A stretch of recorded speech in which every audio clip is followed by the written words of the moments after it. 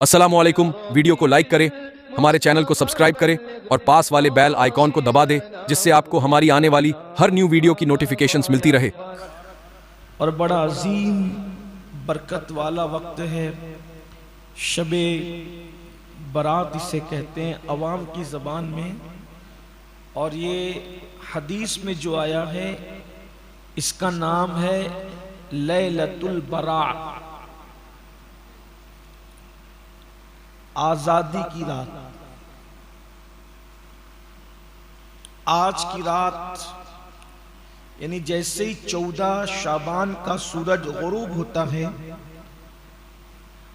और 15वीं शाबान की शाम तुलू होती है, तो गुरूब आफताब से लेकर सुबह सादिक तक अल्लाह अपने बंदों से फरमाता है, क्या मांगते हो मुझसे मांगो, मैं तुम्हें अता करूंगा। और अल्लाह के रसूल सल्लल्लाहु अलैहि वसल्लम फरमाते हैं कि 15वीं शाबान को बनु कल्ब की बकरियों के बालों की तादाद के बराबर अल्लाह अपने बंदों की मगफिरत फरमाता है। ये बनु कल्ब अरब में कबीला था जिन्हें बकरियां पालने का बड़ा शौक था, और तमाम कबाइल में सबसे ज्यादा अगर किसी के पास बकरियां थी तो वो बनु कल्ब के पास थी। और अल्लाह के रसूल अलैहिस्सलाम फरमाते, बनु कल्ब की बकरियों के बालों की तादाद के बराबर अल्लाह अहले ईमान की मगफिरत फरमाता है। यानी आज की रात कोई रह नहीं जाता, हर मोमिन को बख्श दिया जाता है, लेकिन चंद कम नसीब ऐसे हैं जिन्हें बख्शा नहीं जाता। जो जादू करने कराने वाले हैं उनको बख्शा नहीं जाता, जो शराब पीने वाले हैं उनको बख्शा नहीं जाता, जो माँ बाप की नाफरमानी करने वाले हैं उनको बख्शा नहीं जाता, और जिनके दिलों में किसी मुसलमान के लिए कीना है उनको बख्शा नहीं जाता। बाकी सबकी बख्शिश हो जाती है। इन चारों को भी बख्श दिया जा सकता है। शर्त यह है कि अगर उसने जादू किया था या जादूगरों के पास जाकर जादू कराया था तो अब वो अल्लाह से माफी मांगे, सच्चे दिल से तौबा करे तो उसको भी बख्श दिया जाएगा। अगर शराबी शराब से तौबा कर ले अल्लाह उसको भी बख्श देगा। इसी तरीके से अगर माँ बाप का नाफरमान माँ बाप से माफी मांग ले, उनको राजी कर ले तो अल्लाह उसको भी बख्श देगा। और जिसके सीने में मुसलमानों के लिए मोमिनों के लिए कीना है, बुग़्ज़ है, हसद है, अगर वो अपने दिल से निकाल दे तो अल्लाह तबारक व तआला उसको ही बख्श देगा। बसूरत दिगर अगर उसने ऐसा नहीं किया तो फिर उसकी बख्शिश नहीं होगी, वही महरूम रहेगा और बाकी सब बख्श दिए जाएंगे। बड़ी अजीम रात है, बड़ी बरकत वाली रात है।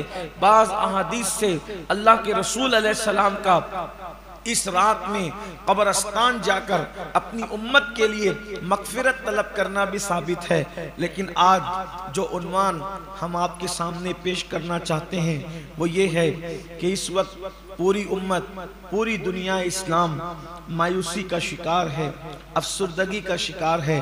पूरी दुनिया में हालात दिगरगू हैं, पूरी दुनिया के अंदर हालात तेजी के साथ तब्दील हो रहे हैं। पूरी दुनिया के अंदर एक नफरतों का माहौल है, पूरी दुनिया के अंदर एक बेचैनी का माहौल है, पूरी दुनिया के अंदर एक बेकरारी का माहौल है।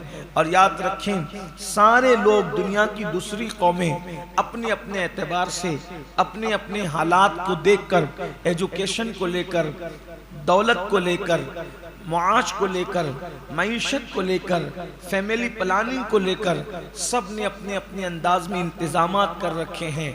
अगर कोई कौम बेसरो सामान है तो वो कौम मुस्लिम है। हमारे पास न कोई इंतज़ाम, न हमारे पास मईशत, न हमारे पास माश, और उस पर तुरफा ये कि अल्लाह ताला भी हमसे नाराज़।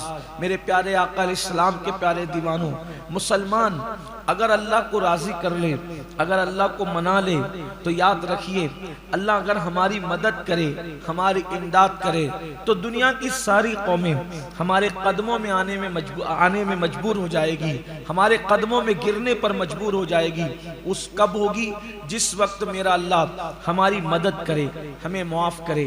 क्योंकि अल्लाह जिसकी हिमायत करता है उसके अंदर अल्लाह ताकत पैदा करता है, अल्लाह कुव्वत पैदा करता है। और अल्लाह ऐसी ताकत पैदा करता है कि बड़ी बड़ी ताकतें उसके सामने ज़ेर हो जाती है, बशर्ते है अल्लाह किसी की हिमायत कर दे, अल्लाह किसी की मदद कर दे, अल्लाह किसी की इमदाद कर दे। आप कहेंगे छोटी कमजोर शख्सियत बड़ी बड़ी ताकतों को कैसे चीर फाड़ देती है, कैसे ज़ेर कर देती है। अगर अल्लाह मदद करे तो उसकी एक आसान सी मिसाल मैं आपको बताऊं। आपने सुना होगा, पढ़ा भी होगा, अगर आपने स्कूल और कॉलेजेस में पढ़ा है तो आपने पढ़ा भी होगा, और नहीं अगर आपने पढ़ा है तो कम से कम आपने सुना होगा कि देखा होगा, किसान लोग जो होते हैं, किसान जमीन के अंदर वो दाना डाल देते हैं। आप मुझे बताइए, एक नन्हा सा दाना जिसको न चलना आता है, न जिसको बोलना आता है, न जिसकी ताकत है, न कुव्वत है, कुछ भी नहीं है, जब उसको जमीन में डाल दिया जाता है, बोलो मिट्टी के अंदर अगर दाना जाएगा, उस पे पानी पड़ेगा तो वो दाना सड़ेगा कि नहीं सड़ेगा, वो दाना गलेगा कि नहीं गलेगा, वो दाना खराब होगा कि नहीं होगा, उसका वजूद मिटेगा कि नहीं मिटेगा।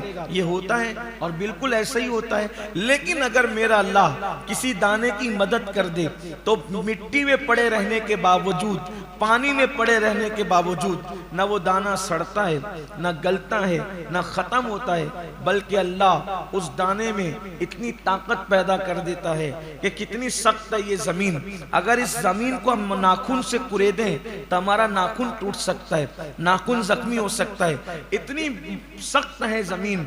लेकिन वो कौन है जो दाने की मदद करके एक कमजोर दाने में इतनी ताकत पैदा करता है कि वो जमीन को फाड़ करके निकलता है।